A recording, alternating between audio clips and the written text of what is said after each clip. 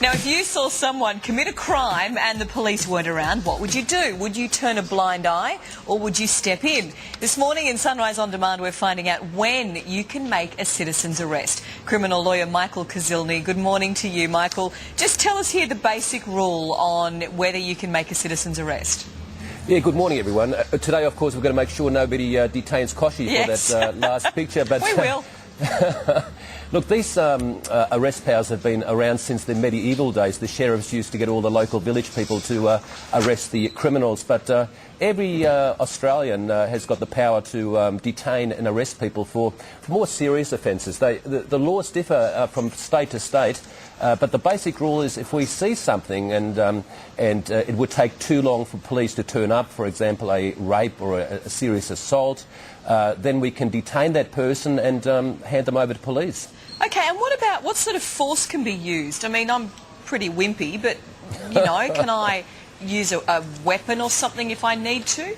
Yeah, I think it's all about common sense, Mel, because we really have to weigh up the situation. I mean, criminals don't want to get caught, and a lot of them are violent. They might be drunk or on drugs, so we don't want to end up a hero in the morgue.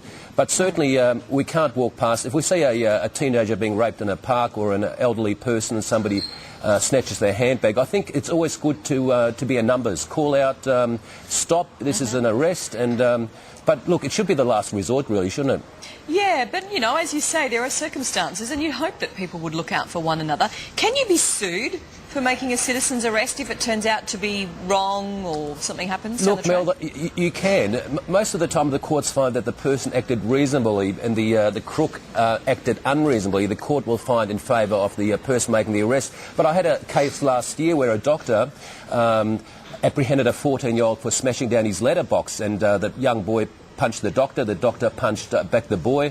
He then detained him, and he ended up getting charged for unlawful arrest and assault and almost went to jail. So we've got to be very careful and weigh up the circumstances, whether we're going to get involved or maybe just stand back and call the police. They're the stories that throw a spanner in the works, aren't they, for all of us? And you just think, well, you know, how far can you go? You've got to be able to do something, but all right. Yeah, look, I think we've got to protect the young people and the elderly and work in numbers and not just walk past, but you know, make sure that these people end up in court.